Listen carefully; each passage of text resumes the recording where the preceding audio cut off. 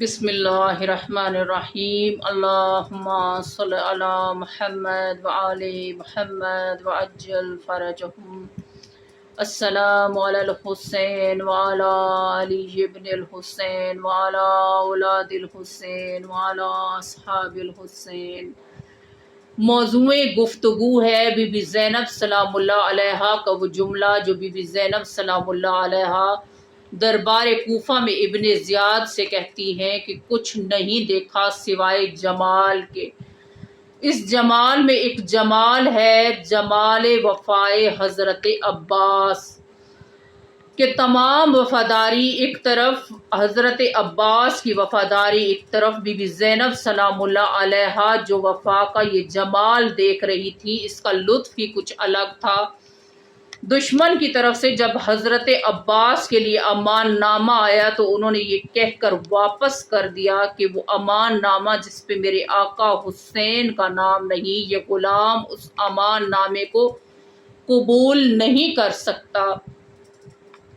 میں اپنی جان اپنے آقا کے قدموں میں قربان کرنا افضل سمجھتا ہوں بجائے اس کے کہ اس امان نامے کو قبول کروں۔ یہ وفاداری، یہ جان نثاری، یہ قربانی کا، یہ امام حسین علیہ السلام کے انصار کا، حضرت عباس کا نفس مطمئنہ بن جانا امام حسین علیہ السلام کے لیے یہ کربلا کا جمال نہیں تو اور کیا ہے۔ ایک اور جمال جو بی بی زینب سلام اللہ علیہا دیکھ رہی تھی وہ تھا کانسیپٹ، وہ کانسیپٹ جو حضرت امام حسین علیہ السلام نے انصار کو دیا، شہزادیوں کو دیا، عزت کا کانسیپٹ جو بی بی زینب سلام اللہ علیہا نے اپنے قلب میں بسا لیا۔ ظاہری طور پر اگر دیکھا جائے تو شکست امام حسین علیہ السلام کے لشکر کو ہوئی، مگر باطن میں اگر دیکھا جائے تو امام حسین علیہ السلام کے لشکر کو عزت نصیب ہوئی۔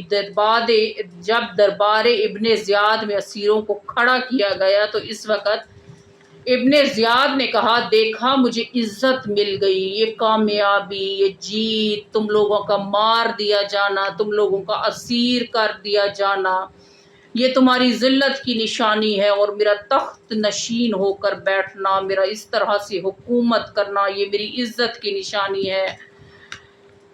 تب منبر سلونی کی بیٹی نے کہا، تو جانتا ہی نہیں کہ عزت کیا ہے؟ ہماری عزت یہ ہے کہ رسالت ہمارے خاندان میں ہے، نبوت ہمارے خاندان میں، امامت ہمارے خاندان میں ہے، عصمت ہمارے خاندان میں ہے، شہادت ہمارے خاندان میں ہے۔ پروردگار عالم کے پاس جتنا بھی عزت کا خزانہ تھا وہ سب کا سب اس نے ہمیں عطا کیا ہے۔ آقا حسین علیہ السلام کا ایک جملہ کہ احاد من الذلہ، کہ ذلت ہم سے دور ہے۔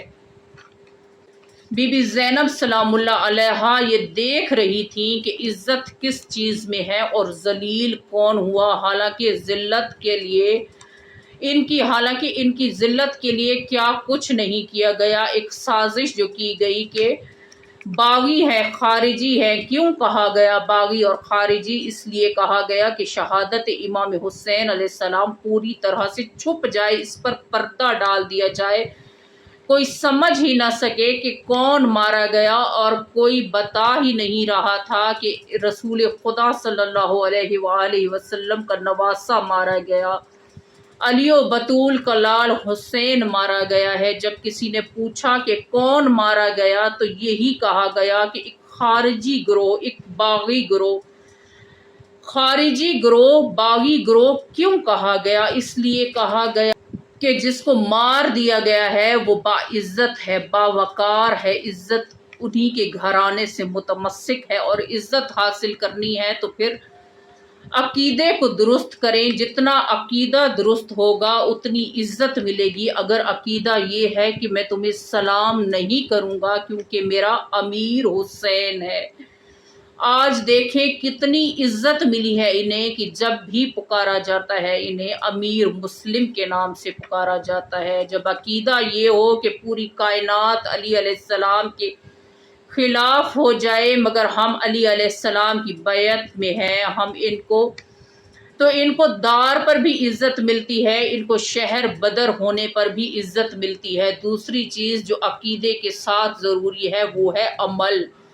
ہمارے اعمال ہیں جو ہمارے عقیدے کو ظاہر کرتے ہیں، اور سرزمین کربلا پر شہزادی کونین کی بیٹی بی بی زینب سلام اللہ علیہا نے دیکھا کہ سب نے اپنے اعمال کے ذریعے اپنے اپنے عقیدے کا اظہار کرتے ہوئے اپنے آقا حسین علیہ السلام پر جان نثار کر دی، اور یہی کربلا کا جمال ہی تو ہے۔